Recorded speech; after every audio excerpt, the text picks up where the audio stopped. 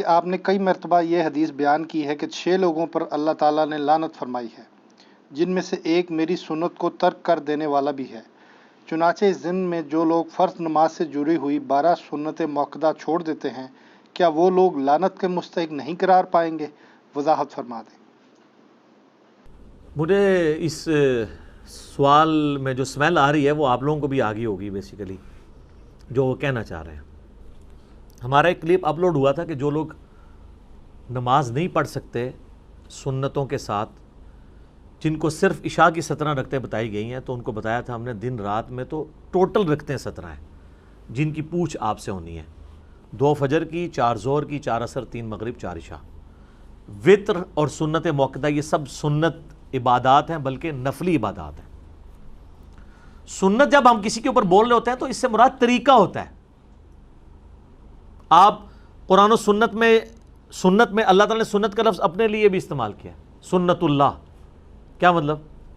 اللہ کا طریقہ۔ یہ نہیں ہے کہ اللہ نے کچھ خود کر کے بتایا کوئی عبادت کا طریقہ، نہیں، اللہ تعالیٰ جو ڈیسیژن کرتا ہے جس طریقے سے معاملات کو لے کے چلتا ہے۔ اس طرح نبی علیہ السلام کا بھی طریقہ کار ہے، جیسے نماز کا ہم کہتے ہیں سنت طریقہ، جیسے نبی علیہ السلام نے قیام کس طرح کیا، ہاتھ کیسے باندھے، رکوع میں کیسے کیا، تشہد میں کیسے بیٹھے، یہ سب کی سب طریقہ، ان معنوں میں بات ہو رہی ہوتی ہے۔ تو نبی علیہ السلام، اسی کو آپ سنت ابراہیمی بھی کہتے ہیں، جو ہم کہتے ہیں کہ سنت قرآن سے بھی مقدم ہے۔ مقدم سے مراد ہے کہ قرآن سے پہلے ہے، قرآن میں تو بعد میں نازل ہوا نا، الحج اشہر معلومات، حج کے مہینے سب کو معلوم ہے، تو اس کا مطلب ہے حج کے مہینے قرآن نازل ہونے سے پہلے لوگوں کو معلوم تھے، ذیقعدہ، شوال، ذیقعدہ اور ذوالحجہ، کیونکہ شوال سے ہی لوگ نکل پڑتے تھے، دور دراز کے علاقوں کے لوگ، یہ 3 مہینے حج کے مہینے تھے۔ تو سنت ابراہیمی چل رہی تھی، وہاں جہاں پہ غلطیاں تھیں وہ اللہ نے دور کر دیں۔ تو سنت کہتے ہیں طریقے کو۔ نبی علیہ السلام کا ایک مبارک طریقہ ہے، صحابہ کرام کا ایک طریقہ ہے جو نبی علیہ السلام سے انہوں نے سیکھا، اس طریقے سے وہ آگے ٹرانسفر ہوا۔ تو اب رہا یہ مسئلہ کہ یہ جو حدیث میں 6 لوگوں پہ اللہ کی لعنت ہے، اس میں تارک سنت کی بات آئی ہے، جو سنت کو ترک کرنے والا ہے۔ اور عربی لنگوسٹک میں اگر آپ سنت کو ترک کا معنی لینا تو یہ ہوتا ہے اس راستے کو چھوڑ دینے والا۔ اچھا، اگر آپ اس کا خدا نخواستہ یہ معنی لیں گے کہ نبی علیہ السلام کے جتنے بھی اعمال ہیں، چونکہ وہ سنت کی کیٹیگری میں تو فال کرتے ہیں، جیسے تہمد پہننا نبی علیہ السلام کا طریقہ تو ہے۔ اب کوئی شخص یہ کہہ سکتا ہے جو تہمد نہ پہنے وہ تارک سنت ہے اور اس پہ اللہ کی لعنت ہے۔ یہ حدیث جامعہ ترمذی میں ہے کہ 6 لوگوں پہ اللہ کی لعنت ہے۔ ترمذی والی روایت کمزور ہے، باقی کتابوں میں اس کی اسناد موجود ہے، مشکات میں 109 نمبر حدیث ہے، اور اس میں ایک وہ بندہ بھی ہے جو میرے اہل بیت کی توہین کرے، وہ بھی شامل ہے۔ تو کئی لوگ داڑھیاں پگڑیاں رکھ کے بھی اہل بیت کی توہین کر رہے ہیں، تو لعنتی وہ بھی ہوئے ہیں، تو ان کی داڑھی پگڑیاں ان کے کام نہیں آنی ہے۔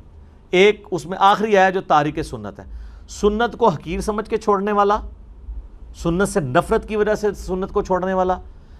ایک تفسیر اس کی بنے گی جو محدثین نے کی ہے۔ دوسری یہ ہے کہ اس سنت سے مراد وہ سنت ہے جو سنت واجبہ ہیں، یا وہ سنتیں جو فرائض میں شامل ہیں۔ فجر کی نماز پڑھنا سنت ہے کہ نہیں؟ اپنی انٹینسٹی میں فجر کے 2 فرض ہیں، لیکن طریقے میں جائیں تو حضور کی سنت ہے نا؟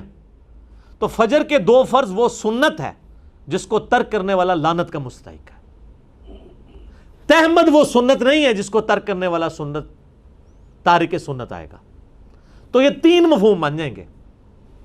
ایک ہو جائے گا حضور کا طریقہ، اس کو چھوڑنے والا حقیر سمجھ کے، نفرت کر کے۔ اگر کوئی تہمت سے نفرت کرے گا اس پہ لعنت فٹ ہو جائے گی۔ دوسرا یہ ہے کہ وہ کام تو فرض کر رہا تھا لیکن سنت طریقے پہ نہیں کر رہا تھا۔ نبی علیہ السلام نے ایک نماز کا طریقہ تعلیم فرمایا ہے، جس طرح کہ صحیح بخاری میں آتا ہے، سیدنا معاذ ابن جبل تھے یا حذیفہ ابن یمان تھے جنہوں نے ایک شخص کو دیکھا بڑا تیزی سے نماز پڑھ رہا تھا، حذیفہ ابن یمان۔ انہوں نے کہا تو اس طرح ہی نماز پڑھتا رہا تو اس طریقے پہ نہیں مرے گا جو محمد صلی اللہ علیہ وآلہ وسلم کو اللہ نے تعلیم فرمایا۔ نماز تو وہ پڑھ رہا تھا لیکن حضور کی طرح وہ سجدے اور رکوع نہیں کر رہا تھا۔ مسند احمد میں حدیث ہے سب سے برا چور وہ ہے جو نماز کا چور ہو، جو رکوع اور سجدے صحیح نہ کرتا ہو، یعنی ٹھونگے مارتا ہو، صحیح طریقے سے کمر نہ سیدھی کرتا ہو۔ تو دوسرا مفہوم یہ ہو گیا۔ نمبر 1 مفہوم کیا ہوا؟ سنت سے نفرت کرنے والا۔ نمبر 2، کام تو فرض کر رہا تھا لیکن سنت طریقے پہ نہیں کر رہا تھا، غلط طریقے پہ کر رہا ہے. ایک بندہ نماز میں ہاتھ سر پہ باندھنا شروع کر دے تو نماز تو وہ پڑھ رہا ہے لیکن سنت طریقے پہ نہیں، یہ کمر پہ باندھ لے. اور نمبر 3، ایسی سنت چھوڑنے والا جو سنت فرض تھی، چاہے حقیر سمجھ کے چھوڑا یا بغیر حقیر کے. ایک بندہ کہ میں نماز کو حقیر تو نہیں سمجھتا لیکن سستی کی وجہ سے نہیں پڑھتا، وہ بھی لعنتی ہے. صحیح مسلم میں حدیث ہے جس نے بندے کے کفر اور اسلام کے درمیان فرق کیا ہے؟ نماز. جامعہ ترمذی میں حدیث ہے جس نے جان بوجھ کے نماز چھوڑی گویا اس نے کفر کیا. من ترک الصلاۃ متعمدا فقد کفر.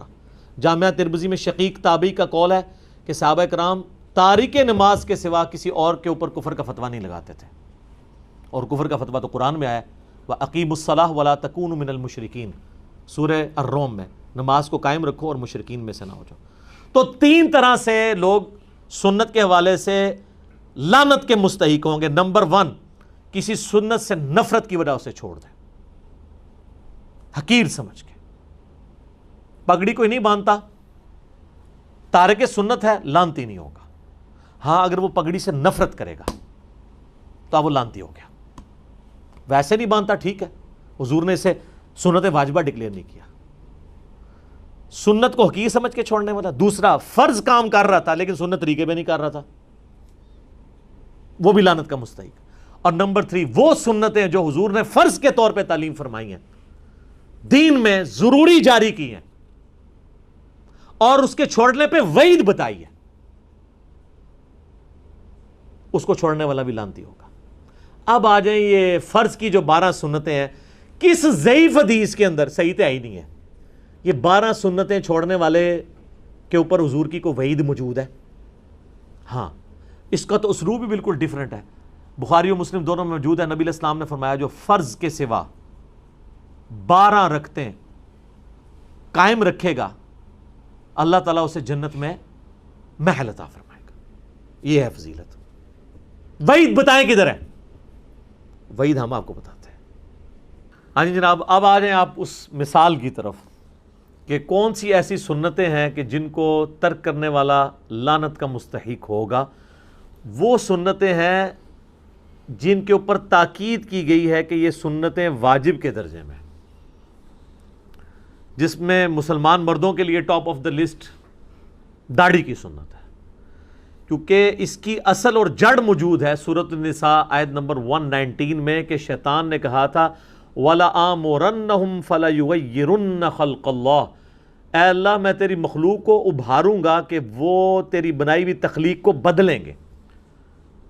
یعنی اللہ نے بنایا اس کو مرد لیکن وہ عورت بننے کی کوشش کرے، کیونکہ عورت کی تو داڑھی نہیں اللہ نے اگائی، مرد کی اڑائی ہے. لہٰذا یہ جو داڑھی اگی ہوئی ہے اللہ کی طرف سے مرد کے لیے، اس کو ریموو کرنا اللہ کی طرف سے بنائی ہوئی تخلیق کو بدلنا ہے.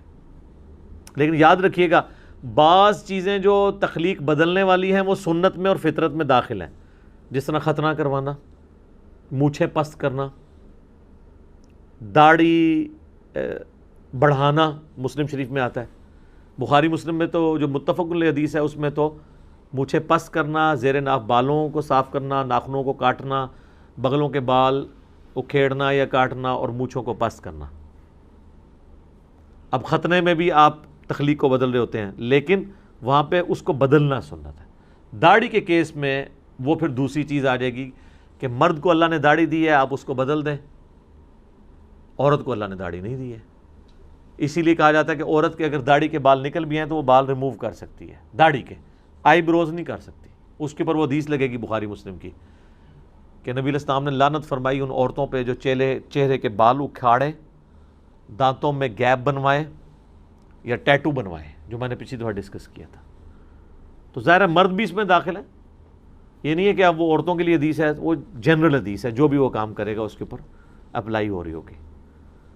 تو داڑھی بھی تخلیق کو بدلنا ہے، اس لیے داڑھی مونڈنے والا بھی اسی کیٹیگری کے اندر فال کرے گا. تو اب یہ وہ سنت ہے جو تاکیدی سنت